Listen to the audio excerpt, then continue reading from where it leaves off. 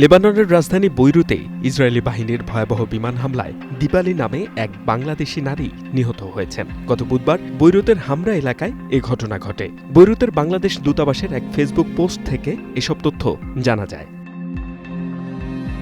ফরিদপুর জেলার চর ভদ্রাসন উপজেলার চর হাজীগঞ্জ ইউনিয়নের চর সালেপুর গ্রামের শেখ মোফাজ্জলের মেয়ে দীপালি। তার মায়ের নাম রোজিনা খাতুন।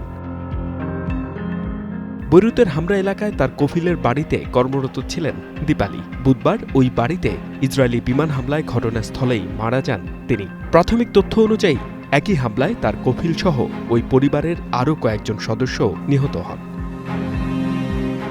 নিহতের পরিবারের প্রতি গভীর শোক ও সমবেদনা প্রকাশ করেছে বৈরুতের বাংলাদেশ দূতাবাস।